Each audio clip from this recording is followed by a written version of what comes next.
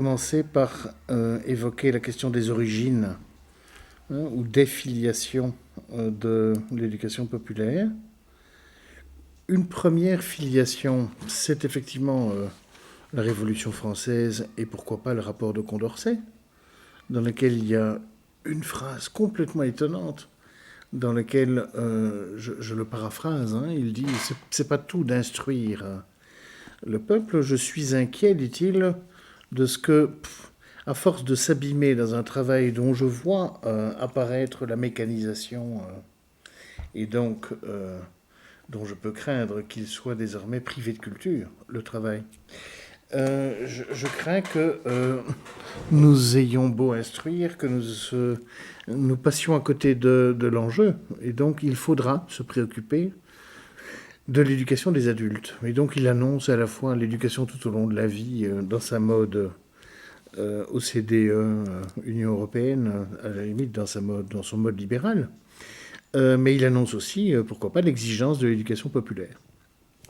Et maintenant, de manière plus philosophique et non historique, il est évident que le déploiement d'un régime démocratique, c'est le déploiement d'une exigence de la parole et de l'intelligence. À savoir, il va falloir délibérer de ce que nous allons faire ensemble, puisque nous sommes désormais responsables et tributaires de la production de l'avenir. Et donc, effectivement, l'exigence de la démocratisation de la culture et plus profondément de la démocratie culturelle, c'est-à-dire de ma capacité d'attribuer du sens au monde dans la délibération que j'ai avec mes proches et mes moins proches, c'est évidemment essentiellement lié au postulat de la démocratie. Donc ça, c'est une filiation.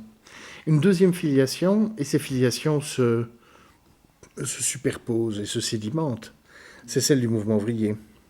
On peut dire que la première création de l'éducation populaire, c'est le syndicalisme. Parler ensemble, ce que veut dire d'ailleurs syndicare et syndico en grec ou en latin, parler ensemble et imaginer une transformation du monde à partir de cette parole, est bien l'acte de fondation du mouvement ouvrier. Et donc, de nouveau, de manière philosophique et pas trop historique, on peut dire que la création des syndicats, des mutuelles, des coopératives, de l'économie sociale, c'est une création de l'éducation populaire, c'est-à-dire une manière de socialiser une expérience critique du monde et d'en inférer des avenirs imaginables et désirables possibles, et donc des institutions et des organisations pour le faire. C'est une deuxième filiation. Une troisième filiation, plus complexe, c'est celle du travail social, à la fois dans sa dimension étatique et républicaine, mais aussi dans sa dimension chrétienne et caritative, dont on verra alors des avatars tardifs dans l'animation socioculturelle, c'est-à-dire des manières de civiliser de manière plus ou moins autoritaire, plus ou moins participative, de civiliser le monde, de partir à la conquête de la société civile, de tenter de l'amener dans ce qu'on définit comme étant le progrès. C'est une troisième filiation. Une quatrième filiation est celle plus spécifiquement de la démocratie culturelle, celle de la tradition des artistes et des agents ou des acteurs de la culture, et qui, elle, se joue dans le destin assez complexe de l'autonomisation et puis de la rupture de l'autonomisation du champ culturel. Et donc une série d'acteurs, notamment d'acteurs autour du théâtre, autour du cinéma, autour des bibliothèques publiques, dans les lendemains de la Deuxième Guerre, joueront la carte de l'éducation populaire par les moyens de l'art et de la culture.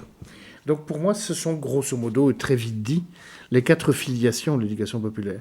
Évidemment, comme le dit Braudel, le temps d'aujourd'hui est fait du temps d'avant-hier, de jadis et d'hier, et donc tout ça se sédimente, et nous sommes à la fois les héritiers confus, je dirais, de cette tradition démocratique et républicaine, de la tradition du mouvement ouvrier, de la tradition des intervenants sociaux, du travail social et du travail culturel de médiation vers la société civile, et enfin d'une action spécifique des acteurs culturels.